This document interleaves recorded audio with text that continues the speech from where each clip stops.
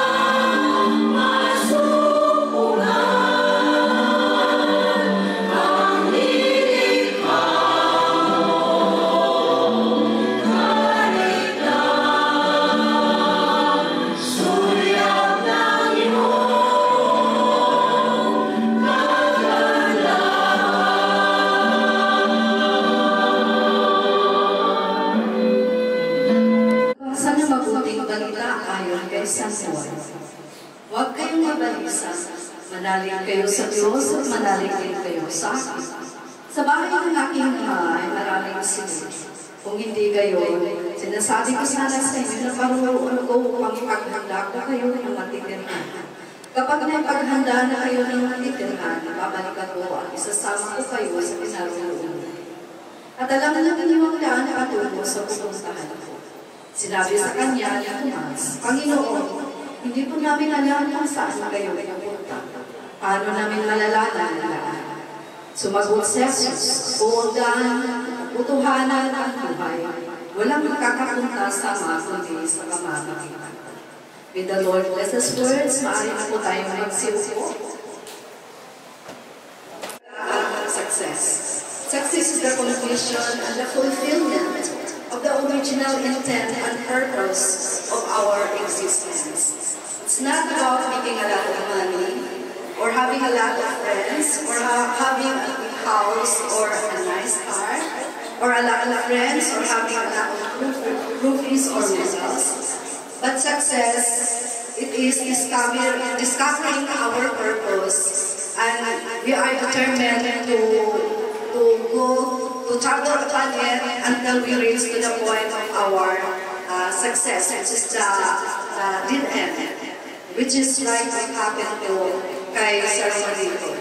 Na nandito na po siya ngayon sa dead end na kanyang life, pero hindi po dito natatapos ang kanyang buhay. Katawan lamang po niya ang nandito, pero ang kanyang espiritu at kaluluwa ay nandoon na po, nag-uumpisa na po siya sa kanyang pangalawang buhay, which is for eternity life. Nandoon na po siya sa buhay na walang hanggan, nag-uumpisa na po siya ngayon sa journey. Ang kagandahan po doon, hindi katulad dito sa lugar natin, na lahat po ay limitado. Meron po tayo bawat araw, 24 hours a day. Yan po yung accommodation sa bawat isa, mayaman ka man, mahirap, celebrity ka man, o gaano ka kaskat, o ikaw yung tinatawag natin na hari sa katulad ng ibang lugar, o reyna ka man, o ikaw isang sulsuli. Lahat tayo ay magkaparehab yung accommodation natin, 24 hours a day. At ang Panginoon po ay nagbibigay sa atin ng allowance. Yan po yung 24, kung paano po natin yan gagamitin, gagastusin sa bawat araw. Dito po sa atin, ang mahalaga sa atin ay yung pera. Pero patuon when it comes to the kingdom of God, tayo po ang binigay po sa atin dito. Pero doon po sa heaven, kasi tayo dito doon, so wala po tayo doon. Ang atin na meron tayo dito ay slice na po from eternity na tayo. Kaya, para po maximize po natin ang buhay natin, kailangan po malaman natin ano po ba ang layunin ng Panginoon sa bawat isa sa buhay natin. Para po ma-discover po natin yung layunin ng buhay natin o purpose, mag-uumpisa po tayo sa journey na yun. At pag nag-umpisa po tayo sa life journey natin, ay pagdating po natin sa pinakadulo po kung saan naging successful po tayo, na-fulfill po natin yung plan ng Panginoon sa buhay natin. Hindi po tayo natatakot na mamatay. Hindi po tayo natatakot na pag-uusapan sa kamatayan. Kasi para sa atin sa ngayon, kung pag-uusapan yan, kinikilabutan po tayo. Alam niyo kung bakit? Mystery po para sa atin ang kamatayan. Kasi hindi natin alam anong meron pagkatapos sa kamatayan. Pero kung nagbabasa po tayo sa salita ng Panginoon, ang kamatayan po ay para po siyang life in reverse na nag-start ka na sa life in eternity. Kung saan nag-praise po ngayon, kasama ng Panginoon, o siguro andun pa po siya sa lobby in heaven, saan ino-open po doon ang tinatawag sa Biblia na the book of life and the book of good deeds natin. Una po ngayon open doon ay yung book of good deeds natin, and bad deeds. Nakarikot po doon lahat ng detalye mula sa pagkabata hanggang sa naragutan po tayo ng hininga. Yung pangalawa naman po ay sa book of life. Doon po kailangan makikita po yung pangalan natin. Kasi doon po babasihan kung saan po tayo na lugar ilalagay ng Panginoon. Sa katulad sa nabasa na po natin kanina, that the Lord Jesus Christ is preparing a place for each one of us. Kasi yung Panginoon, nais po niya na bawat isa sa atin ay mapunta po tayo doon sa kaharian niya, sa langit. Wala pong maiiwan. Kaya yan po ang kanilang kung bakit ang Panginoon si Kristo ay lumabas sa mundo natin upang ang lahat tayo ay maligtas. Kasi meron yung tinatawag na kasalanan na kung saan ito po yung umagapos sa atin para mapunta tayo sa kapahamakan. At ito ay ginagamit ng kaaway ng Panginoon at instrumento para po tayo magapos nito at hindi po tayo maligtas. Mabuti na lang at na pumunta dito ang mga naanak ng Panginoong Diyos Ama na si Jesus Christ upang iligtas tayo. Nung ang Panginoong Kristo nagsabi na it is finished, ibig sabihin po, tinapos niya na po yung sacrifice for all our sins from past, present, and future. So ang tanging dapat kailangan natin gawin ay i-accept po yun, tanggapin po yun bilang gift po galing sa Diyos Ama. Kaya sa atin, hindi na natin kailangang paghirapan, kundi tanggapin na lamang po natin. Kasi ginawa na po ng Panginoong Kristo ang sacrifice para po tayo ay magkaroon ng living hope na kung sakaling dadako na po tayo sa ganito na kamatayan, ay langit po ang papunta natin. Di ba po? Dito po sa lugar natin, napakahirap po mag-travel. Grabe ka traffic po. Lalo na pag panahon ng Biyernes. Ang sobrang traffic po talaga. So, sinasabi na po sa pagong po yung mga sasakyan. Kahit sabihin natin na meron po tayong mga angkas, joyride, or moped, affected pa rin po sa traffic. Napakahirap. Sinasabi, isang oras, maabutan ka pa po ng 2 oras o 3 oras. Pero po, pag nasa heaven po, alam niyo ba kung gaano kaganda doon pag mag-travel? At the speed of your thought, andun ka na. Dito po may mga gusali po tayo, napakatayo. Doon po sa heaven, meron din po doon. Yun nga lang, ang gusali po doon ay wala pong elevator at saka escalator, wala pong stairs. Pero, kung iisipin natin, paano kaya kung aabot po sa 200 na kalakar ang place kung saan doon piniprepare ng Panginoon sa'yo, paano ka makakarating doon? Yun nga po, sinasabi ko na we will travel at the speed of thought. At dito po ay tayo ay tumatanda, nawawala yung ngipin natin, humihina yung memory natin, pumuputi na po yung buhok natin, katulad po ni nanay. Marami po tayong mga nararamdam mga sakit sa katawan, pero po pag nandoon na po tayo sa heaven, wala na po yan. Wala na po yan doon kasi perfect na. Perfect na po yung pag-iisip natin, matalas na, wala na po yung ulilyanin na natin, memory. Doon po ay kompleto na po yung, matalas na po yung paningin natin. Katulad dito na pagdating doon, hindi mo nakilala kung sino yung tao na nandoon sa likod. Pag doon na po sa heaven, kahit gaano pa yung kalayo, matalas na po yung paningin natin. Lahat po ay perfect na po doon. Kung dito may kapasanan ka, naputulan ka ng paa, kamay, isa na lang yung mata mo, pagdating po sa heaven, kompleto na po yan. Kasi perfect na nga po lahat. Kaya yan po ang kagandahan, napakaganda po kung lahat po tayo ay mapunta po doon kasama ng Panginoon. Kasama ng mga anghel, imagine yung mga angels ay magiging servant natin. Dito, may handaan tayo doon sa heaven, meron din po. Ang mga angels po ang mag-prepare ng mga delicacies doon sa heaven. Kaya napakaganda po. Kaya kung tutuusin, ang kamatayan po ay hindi kinatatakutan. Kung tutuusin, excited pa tayo kasi mapunta na tayo kung saan nandoon ang perfect na lahat. Wala na pong paghihirap, wala na pong struggles, wala na pong hindi ka na kailangan mag-uupa ng tirahan. Doon po ay nandyan ang provided po sa Panginoon. So hanggang dyan naman po ang isi-share ko sa kanila at ngayon po ay dadako na po tayo sa pagbibigay testimony kung ano pong maikukwento natin nung nabubuhay pa po si Juaneto.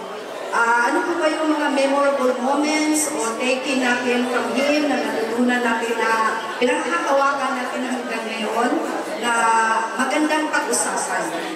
So, sino po ba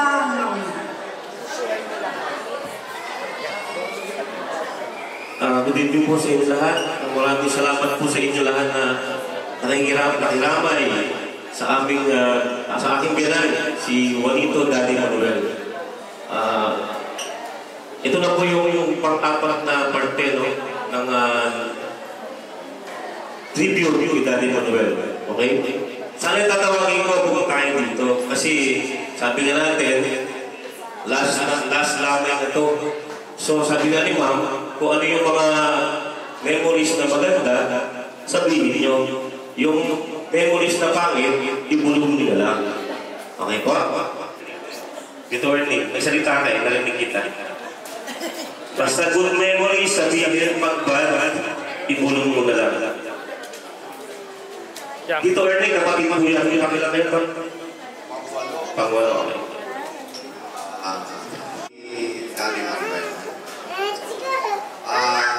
Tungkol dito sa kapatid ko, wala.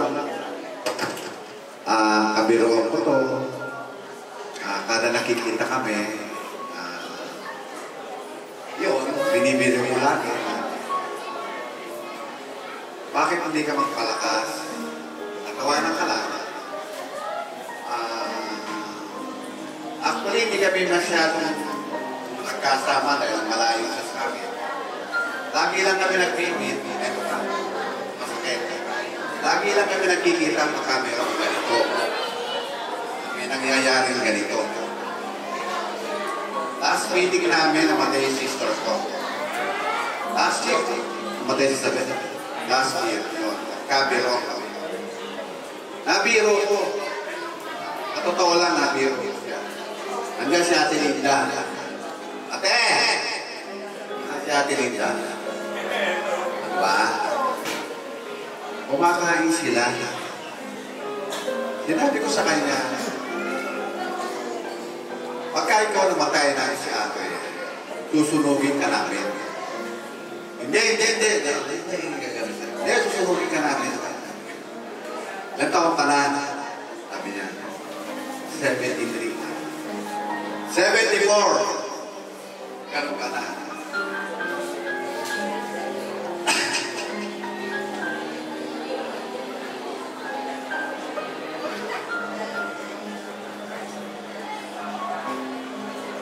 Yeah.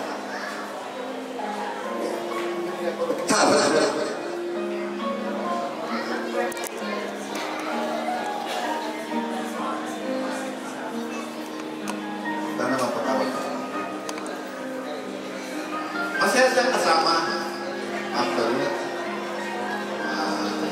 ako ni Raymond ko noon nakasama ko niya. Sasabi ko lang dyan, mabuti siyang kapatid, mapangaral. Hindi siya nagkukulang sa mga kapatid niya. Gabay ko rin siya sa makipaglaki. Yun lang sa kuya ko. Magandang gabi po sa inyo lahat. Aking mga gana, kaibigan ng ating kaibigan namin. Kami nagpapasalamat bilang nakikirami kayo. Maski na po, abahin natin matatanda, masama rin pasalamat. Pero, sa ibang banda, nais kong magpasalamat sa inyo, nakikirami sa aming pamilya. Sa totoo lang po yan, ang kapatilingan, kami po magbarkada po talaga. Ang pamilya namin talagang marami mga kaibigan, wala kami inaaway, marami kami mga naging kaibigan. Sa totoo lang po. Ang pamilya ng Mandin, hindi pa naaway. Ano? Kaya lang, di ko na masabi, di ko na Kaya nagkilata ito sa mga babae. Inapos, bakit kayo? Hindi talaga. Sinasabi ko lang totoo. Nakagwilas ka lang. Sinasabi ko lang totoo. Manuel family, mga pogi. Kaya nahabol ng mga babae. Ito number, isa pa yan. Yung mga babae, mga ako namin, kaganda. Totoo po yun. Kaya kaming magkapatid at ang kasabing na si Linda, si Lita, si Yoni, mag-classmate ko yan. Yan tatlo pong yan, magkabarkada. At kami tatlo, si Kuya Ronnie, si Waling ko. Pare-pareho niligawan namin yung tatlo yan. Kaya nakakasama namin sila pareho. Kaya masaya kami. Kami tatlo masaya. Kaya nauna lang si Kuya Ronnie. At yung sa kanya, yung tayo na may mahal. Ito naman, sumunod naman ito. Yung kapatid yung si Waling. At yung ako, kung ako naman susunod, sa susunod ko eh. Yung susunod, pasatagal ng tawag siguro. Tumatawag ka dyan, Lita. Ito, nakatalakas pa ito, patala ko. At maraming salamat po, kanya po. Thank you po. Magandang gabi po sa lahat. Maraming salamat po sa pagkakaroon sa akin. Masasabi ko lang po. Mabait ko sa hindi mo kayo. Salamat sa akin. Siyempre, minsan hindi nawawala sa tama na loob. Kaya naman naging kasalamat ko. Hindi na ako nasabi sa kanya. Mabait naman siya eh. Kasi sa sobrang sakit na nararamdaman niya, iba na ang tulad niya. Magulat. Pero okay na naman yun. Talagang ganyan eh. Ang masasabi ko namin, napakasalamat ako sa kanila, sa kanilang pamilya, lalo na sa mga anak niya, sa hipag ko na si Estela, na hanggang ngayon nato pa rin ako sa kanila. Kasama nila ako, minsan, pasaway ako, gano'n. Pasensya na sa inyo lahat. Masasabi ko lang po, maraming salamat sa aking kapatid, si Juanito Manuel. Masasabi ko lang mahal ko siya. Magandang gabi po sa inyo lahat.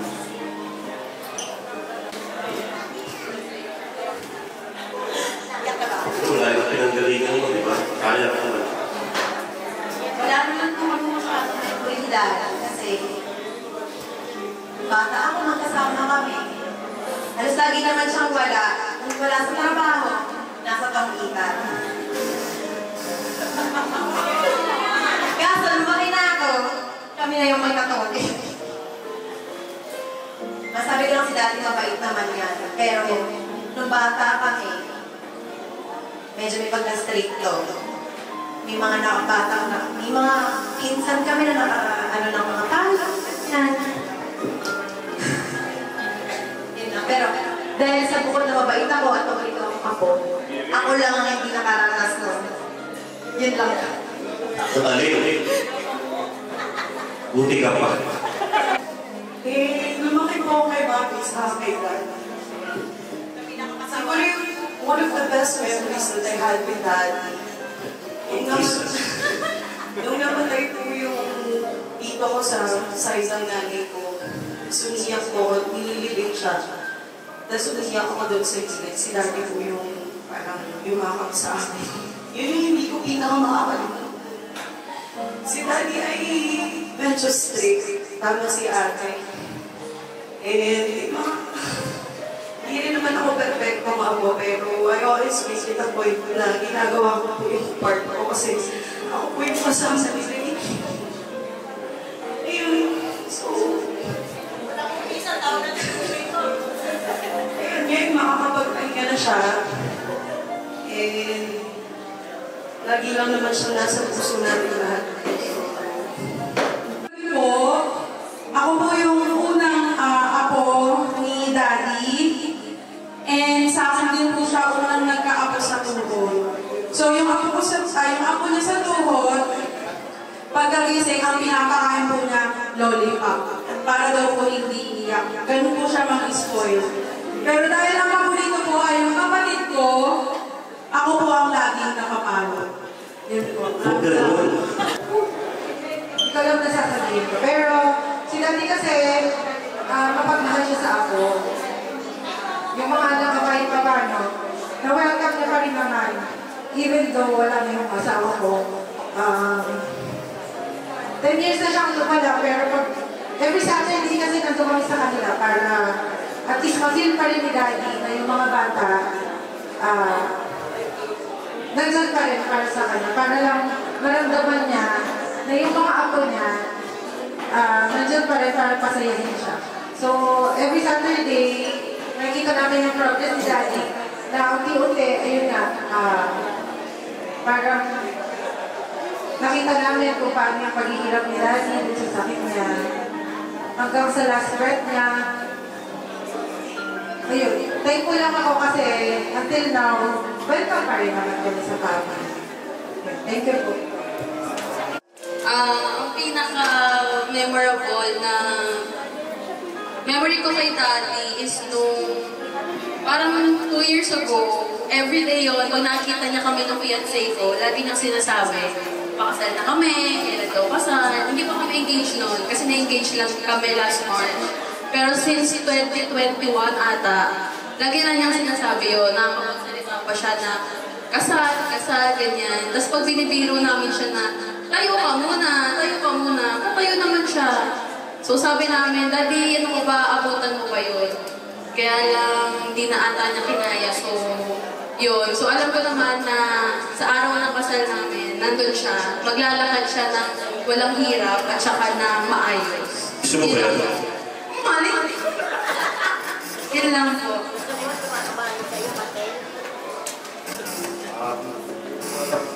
Ito pero ano po, parang taga-hatid po din sa kwarto ko pag nakakanta po siya.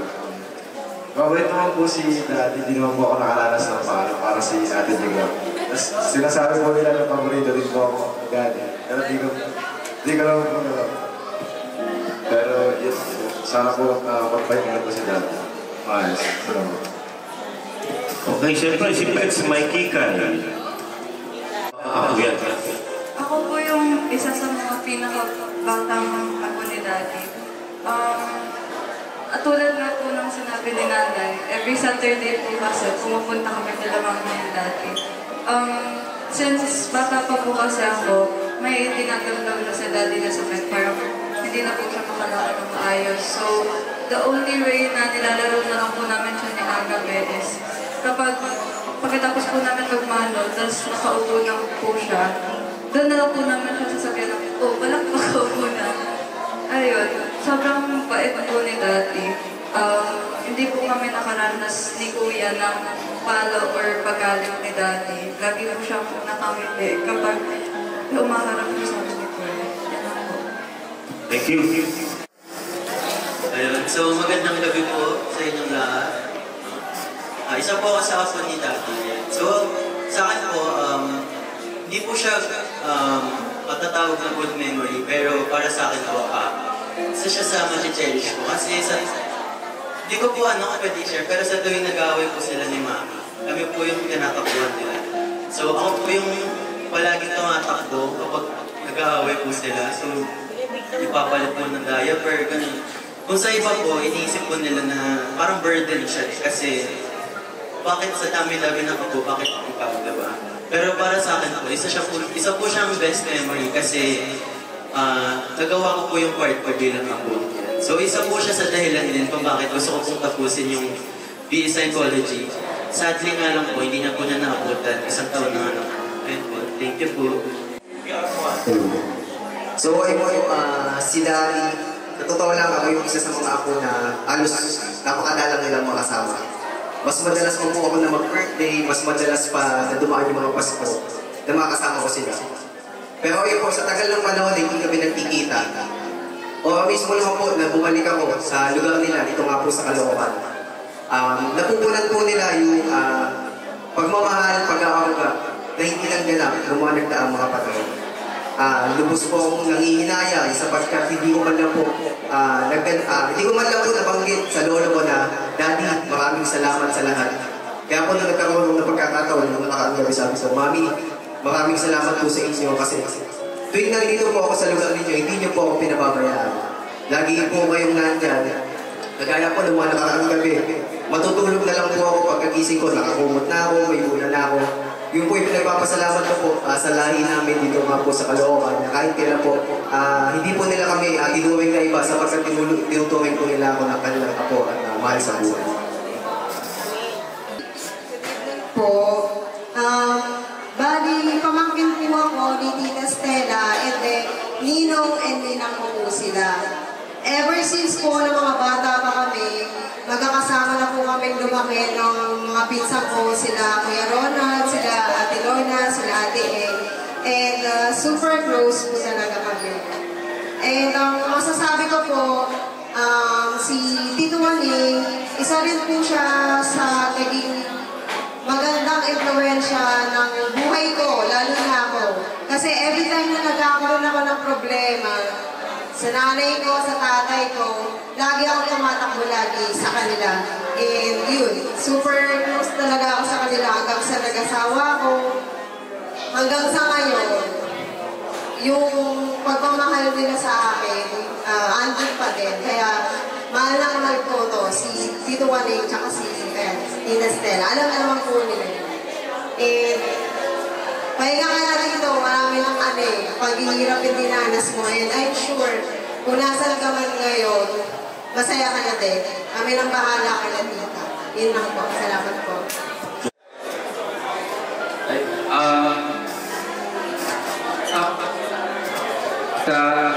Hindi favorite na ako.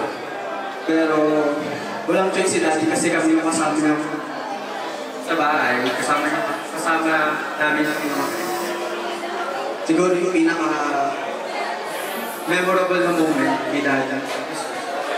Kasi hindi ako palagi napapakita nung lumaki na. So, yung pinaka naalala ko lang, every time na bibisita ako,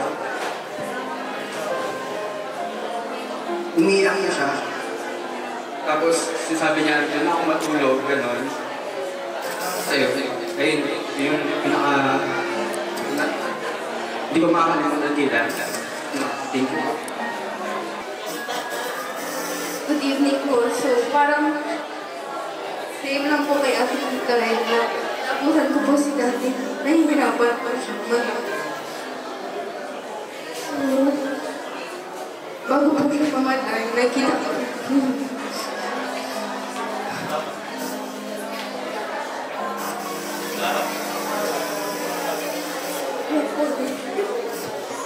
Nakita niya kasi yung paano na natutunan ng hininga si Daddy.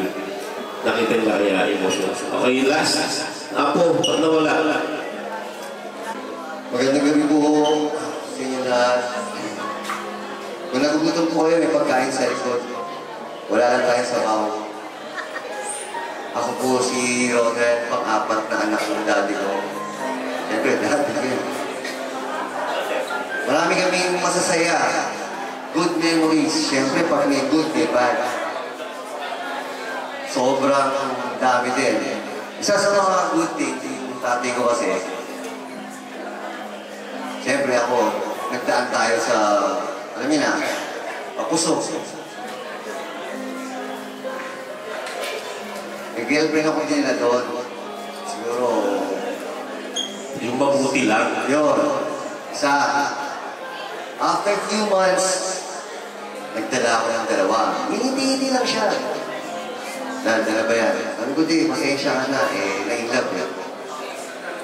Sumunod ng buwan, nagdala ulit ako ng isa, so naging tatlo siya. Sabi niya, na, ano naman yan? Masumunod na, buwan ulit, nagdala ako ng isa, di apat na. Sabi na ako. Sabi sa akin, na, tigilan mo na yan. So na-expect ko na sabihin niya yung parang tigilan mo, tama na. Pero iba yung sinabi niya sa akin. Sabi sa akin na, tigilan mo na yan kasi kawawa yung tatlo. So parang iniisip ko, tatay ako sumidor. Parang alam mo dahil sa tatay siya, hindi niya ako ilalagdag. Patay ko man isigit yung sabi ko, siguro makaya lang yung tatay ko. Kaya gano'n. Walang naiintindihan siya. Sinisi mo pa. Alam niyo kami tatay ko kami dalawang magkasama. Sa nanay ko. Kasi hindi lang. Kasi pag-ayos sinabi ng isang kapatid ko. Lahat ko sa ulit. Actually, ginawa niya. Yung ilang araw din na ganyan, nagpagawa yung kapatid ko ng kwarto sa baba, aircon, kama. 2 araw lang nilang ginamit. Minsan nagagalit ang natin ko kasi napapagin na ako nag-gihig. May sakit kasi ulit. Kung bakit ko parang dahil eh. Tatawagin ako ng dahil ko. Pero nanin ko hirap. Pero naisip ko pagkatapos mo, ang ginawa ang tatay ko, pagbaba ko, naisip ko lang na hindi ako dapat magalit kasi tatanda din ako. Pero sa pagtanda ako na tanong, ganun din ba naging ng anak ko? Sa ginawa ko sa tatay ko. Question mark. Pero sabi ko, hindi sila kahirapan pagtanda ko. Hindi ako maging mahirap. Pero laging tatandaan, ang kapira ko sa nanay ko, sa mga kapatid ko, ibigay niyo lahat para pag nawala siya, walang sana, walang dahil sa puso mo, matatanggap mo. Walang sana na nandito, ito ginawa ko. Yung sana, nung nabubuhay siya, ito ginawa ko. Kasi pag nakahiga na siya, gusto niya magsabi sa inyo ng anak, natawarin mo, hindi maririnig. Kasi wala na siya. Kahit sabihin mo, mahal mo siya, hindi na siya makakasagot kasi wala na siya. Yung mga kaibigan ko namatayan ng magulang, iniintihan ko lang. Huwag naman kung masakit kasi, syempre, hindi ko naman chinelas yun. Pero may sa akin ang naramdaman ko to. Itong static, pero tatay pa rin. Masakit. Although ginawa ko naman din lahat, ang katwiran ko, gawin ko para pag umalis, matatanggap ko. Pero hindi rin pala. Make pa rin. Maalala mo yung mga ganda, hindi rin bakit yung kasama ngayon. Ito yung huli, napakaganda. Huli. Gusto nung tatay ko. Kaya nung nagpagtigil. Pero ano ko nakita niya? Tawag mo ng lapit. Ang ilang tao ay uwi na nga. Alam niya na yun. Okay na kami. Kaya ko salamat. Sa ito, kung nakasama si Daddy, isa lang nakita ko sa natin. Sobrang mahal na mahal niya si Mami. Sobrang, si Mami yung buhay na. Si Mami lahat. Alam ko, ginagawa siya buhay na. Wala si Mami. Hanggang sa huli, walang araw, si Mami na. Walang ito. Ayaw niyang mawala sa tabi niya si Mami. Ngayon yung sa huling hilingan niya. Si Mami pa rin yung binibig. Salamat. Pearl. Magandang gabi po sa inyong lahat. Ako po yung panganay na anak ni Daddy. Na sinasabi nilang paborito pero hindi totoo po yun.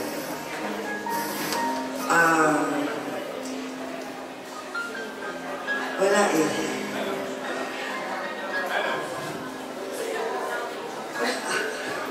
Ano wala? Andiyan kayo, wala? Basta tayo. Alam mo yan. Tayo lang din naman nakakaalam. Ang alam ko lang, sabi mo, alagaan ko ang nanay. Pangako yan, hindi ko yan tatalikuran. At sa mga kapatid ko, kay Lorena, kay Rona, na nandito palagi, at yung isa naming kapatid, na sa awa naman ng Diyos, pinakinggan din niya yung hiling ng tatay ko. Yun nga lang, pantay na ang paa niya. Pero alam ko, masaya siya. Na nakikita niya kami ngayon na unti-unting nabubuo. Nawa, mabuo na uli. Ang dati po namin pamilya. Ang bayo ko si Joey, kahit anong mangyari sa amin, may pangit, may maganda. Buo pa rin kami, hindi kami iniwan.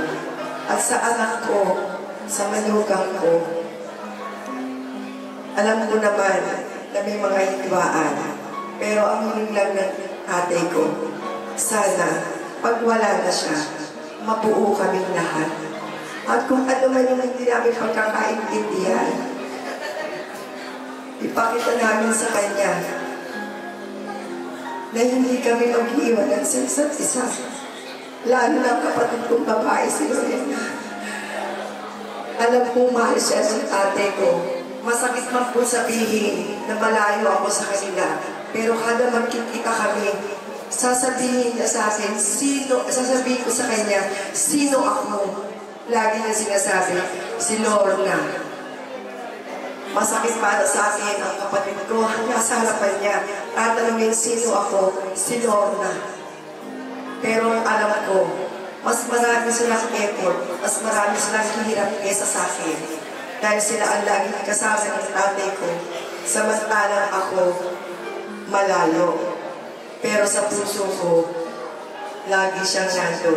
Ang hindi ko makakalimutan, sinabi na sa akin, ang muling pag-uusap namin, ng May 31 bago ako bumalik ng Japan, huwag ka nang bumalik, dito ka na lang.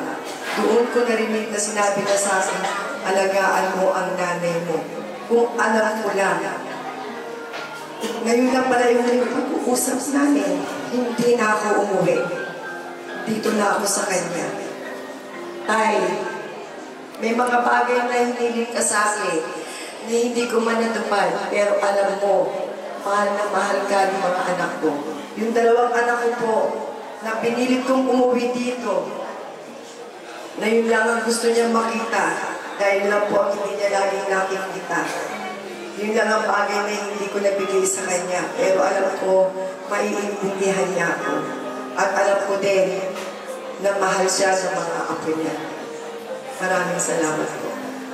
Nay, hindi tayo close, pero pinilit ka ng tatay. Nasa iyo ako. Maraming Magandang gabi po sa inyong lahat. Sa totoo lang, hindi ko po alam kung ano sasabihin ko. Kasi 2018 pa lang, si Daddy hindi ko siya maintindihan. Ito po sa akin. Araw-araw kasi nasa bahay nila ako. Kasi si Mami nagtitinda. Wala po siyang inuutusang magtuho. Nang tinitinda niya ako, hindi ako. Okay lang po sa akin yun. So everyday nakikita ko sila. Kasi kapitbahay ko lang sila. Nakikita ko po si Daddy, nagmumura, nagagalit, ayaw kumain. Hindi ko mawari bakit lagi siya nagagalit. Hanggang sa pinapatulan ko siya kasi nga hindi ko naman alam kung ano ang nangyayari sa kanya. Pag nagagalit siya, sumisigaw siya, pati ako sumisigaw. Pero alam kong mali. Kasi nga hindi ko nga alam kung ano ang nangyayari. Hanggang nag-pandemic, ganun pa rin.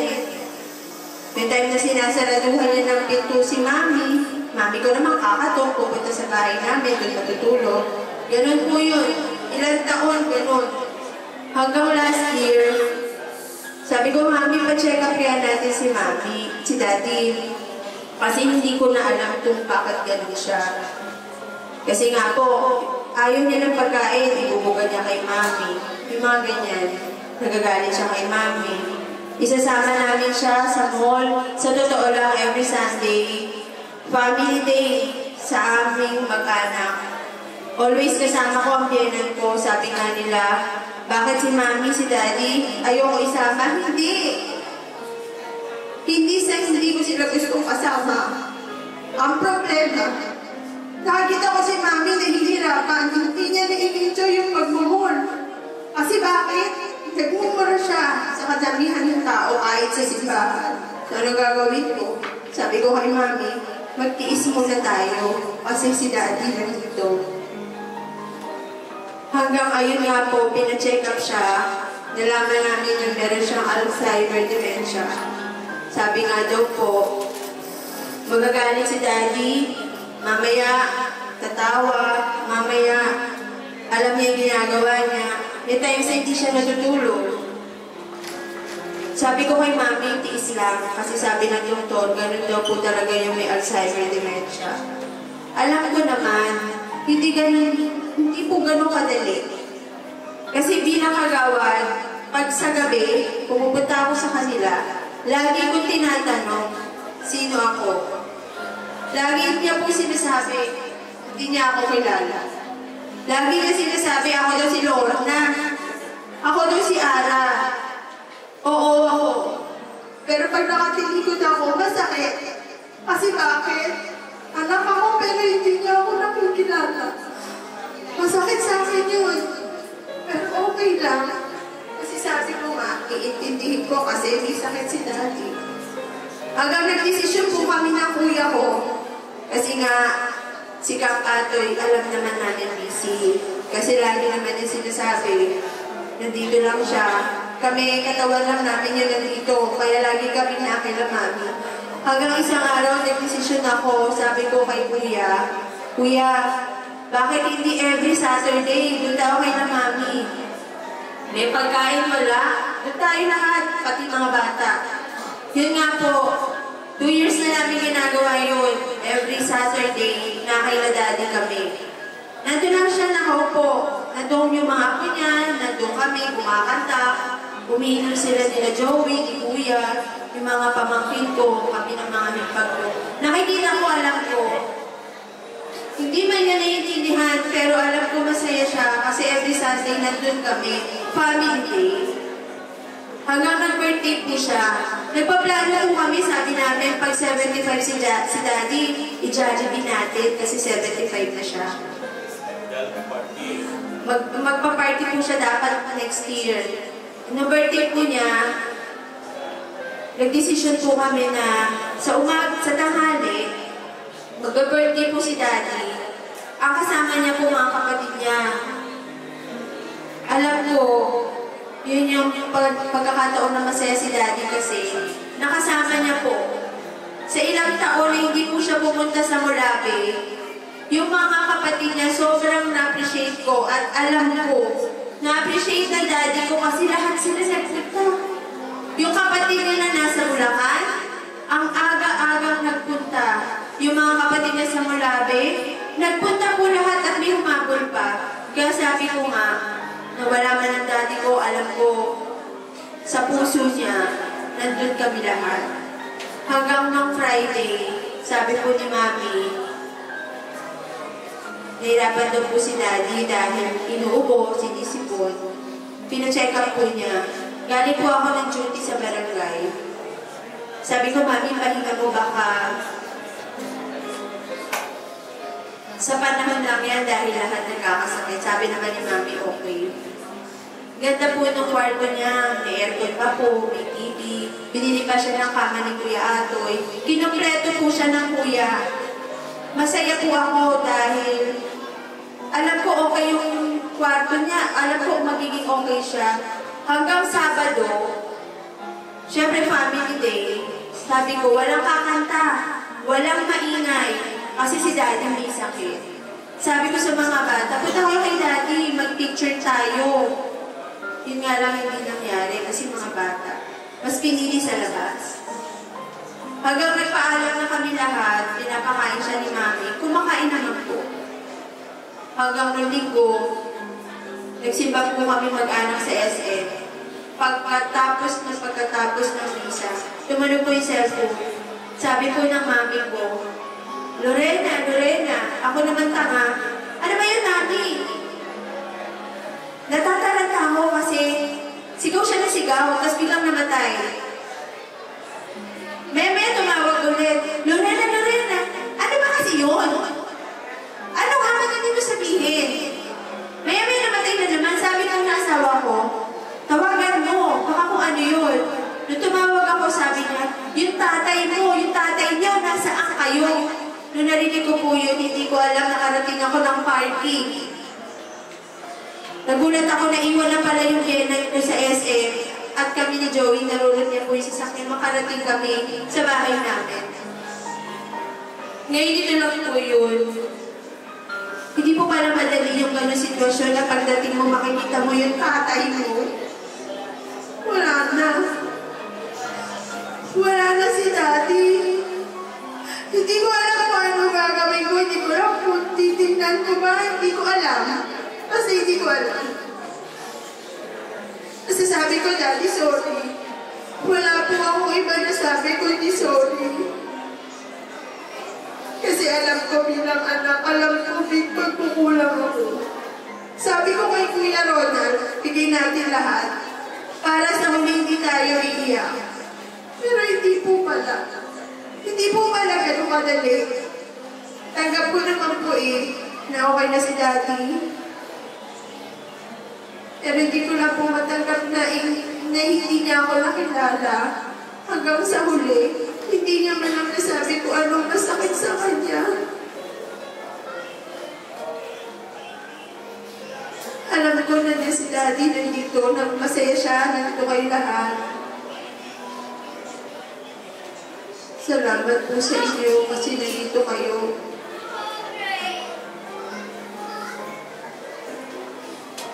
Daddy, isa lang hinihingi ko sa'yo. Wala nung linggo, wala akong hiningi sa'yo, kundi sana kami magkakapatid, maging mas matatag. Mas piliin namin mahalin ang isa't isa dahil andyan ka na. Nagpantay na yung paa mo. Alam ko, nakikita mo kami ang masaya ka na nakikita mo kami na okay kami. Si Mami na lang ang nandito alagaan namin para sa'yo. Daddy, sorry po talaga sa lahat. Sorry po talaga. Magandang gabi po sa inyong lahat na nandito at nakikiramay sa amin. Sa lahat ng mga nandito na hindi ko alam kung anong sasabihin ko sa inyo sa gabi nito. Sa totoo lang po, sa tuwing pupunta ako sa mga kaibigan ko na ganyan na sitwasyon, ang lagi ko sinasabi, tanggapin mo na, nabili siya, nahibig na, hindi na siya maghihirap. Maligaya na sa kabilang buhay. Wala pagdating sa akin, hindi ko ganun kadali. Napakahirap po. Dahil bukas ang sitwasyon ko. Saan po siya mawawala? Hindi ko po alam kung ano ang gagawin ko. Wala sa anak sa tabi ko. Cellphone, walang load. Cellphone, hindi ko matawagan kung sino sa kanila. Wala po ako sinisigaw, kundi Lorena. Lorena! Lorena! Saan kayong lahat? Ang tatay ninyo. Yan, ang sinisigaw ko halos. Isang oras ako nagsisigaw dahil wala akong katabi kung may tatay nila. Matay ko tignan, ipinikit ng mata, tignan ko ang sa leeg niya. Hanggang sa tiyan, wala na. Hindi ko alam kung sino ang pupuntahan ko ng mga oras na yun. Hindi ko rin alam bakit gano'n ang nangyari. Kaya ang masasabi ko sa lahat na nandito na may nanay at tatay pa kayo, huwag na huwag nyo iiwan mo silang mag-isa. Napakahirap po nang lagay yung nangyari nyo. Pinipilit ko po ang maiyak. Pero wala po akong magawa ko sa panahon nito. Parang sinisisi ko ang sarili ko. Naku, hindi ko siya inuwanan. Hindi ako naglaban ng maghapon. Pinatayan ko na lang siya, siguro, mapapanatag ang loob ko na kahit umalis na siya. Ay, wala siya nasabi sa akin. Nagsasalita, pero hindi ko marinig ang mga sinasabi ko. Umalis siya, naiwan ko kung ano ang gusto niyang mangyari sa akin. Hindi ko alam kung saan ako pupunta. Sa pagkakataong ito, kung nasaan ka man, huwag mo kong iiwanan, huwag mo kong pababayaan. Bantayan mo pa rin ako. At sa nagawa ko sa kanya, alam ko, nagagalit ako sa kanya, nag-iinis ako kasi pagod na rin naman ako pagdating ng aking gabi. Hindi siya natutulog. Hindi rin ako matutulog. Gigising ako ng madaling araw para hanap ng paninda ko. Hindi madali para sa akin. Pero dahil na sinasabi ng mga anak ko, Mami, alam namin hirap ka na. Pero mas hirap ang Daddy dahil hindi siya makakilos, hindi siya makapagsalita, wala siyang magawa. At alam din namin na lahat ginawa mo para sa kanya. Huwag mo sisisihin ang sarili mo. Hindi ka namin masisisi kung bakit minsan nasisabisi yung nagagalit ka. Kasi pagod na rin po ako sa edad ko po ito. Hanggang ngayon, naghahanap buhay ako at nagsisikap ako para sa aming dalawa. Totoo po yan, may mga anak ako. Kahit kayo may mga anak ka, pero mahirap po. Ang lagi kang nanghihingi, umaasa. Hindi ko naman po sinasing masama ang mga anak ko dahil ang anak ko kailangan ko pera at katawan ang nandito sa amin. Sa totoo po, ang anak ko si Renato, ang lagi niyang sinasabi, Mami, nandito lang ako sa huli. Kailangan ko magtrabaho para pagdating ng kailangan ninyo, nandito ako sa tabi ninyo. Ang mga anak ko iba, si Lorena, si Ronald, hindi ko po sila nagbibigay sa akin. Pero ang paghihirap ko, ang paghihirap nila sa tabi ko, nandyan po sila. Ang panganay ko, nawala po rito. Alam ko, nahihirapan din siya. Wala siyang magawa dahil kailangan din po niya lumayo at maghanap buhay. Sa pagkakataong ito, kung saan man po naroon ng asawa ko, sana naiintindihan niya kung bakit minsan nagagalit ako. Sinasasabi ko hindi ko dapat sabihin. Pero tao lang po ako. At hinihingi ko po sa inyong lahat na ipagdasal siya na makarating sa pinakataas, na matanggap niya ang kapayapaan. Sa mga anak ko, mga apo, mga manugang, sa mga hilipagpagpayaw, kayo na po ang bahala kung nagkulang man po. Maraming po salamat. Okay, maraming salamat po sa inyo lahat. Salamat sa mga nakinig. Ngayon, makiramay. Ang dami natin dito. Kaya niling po namin, ipagdasal po natin ang ating Daddy Manuel. At maraming salamat po ulit. Thank you. Thank you, sir. May I request the family to please fall in line for our flower offering.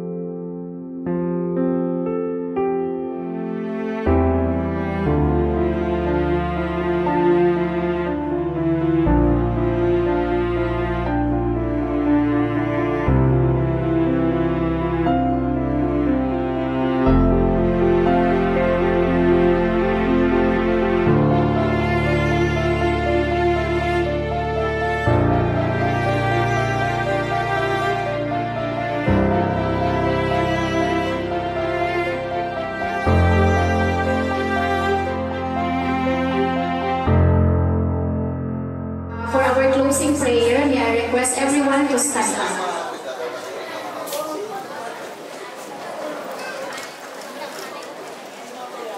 Let's bow down our head for our closing prayer. Lord, help us to see death for what it really is. The end of frustration and the beginning of fulfillment. The end of fear and the beginning of tranquility. The end of pain and the beginning of joy. The end of weakness and the beginning of strength. Let not grief overwhelm us, or a sense of loss embitter us. But out of our fears, let not our hearts be troubled. Let your spirit of peace come alive within our experience and hurt. We humbly commend to you Juanito Manuel, whom you have called out of his mortal life. You love him always with great love. Now that you have freed him from all the evils of this earth, bring him into your paradise, where there is no more grief, or mourning, or sadness, but peace and joy with your Son and Holy Spirit forever. We thank you for all the blessings you have given to him in his mortal life. We pray that he may be able to glorify you with the life that he lived, and the way he made use of his blessings. Lord God, grant that we will never forget that life is short and uncertain. Let your Spirit guide us in holiness, justice, and service to our brothers and sisters. You are our rock, our fortress, and our strength. We trust in you, in your glorious resurrection. Eternal rest grant unto him, O Lord, and let perpetual light shine upon him. May he rest in peace. Amen. May the soul of Juanito Manuel and the souls of all the faithful departed to the mercy of God rest in peace.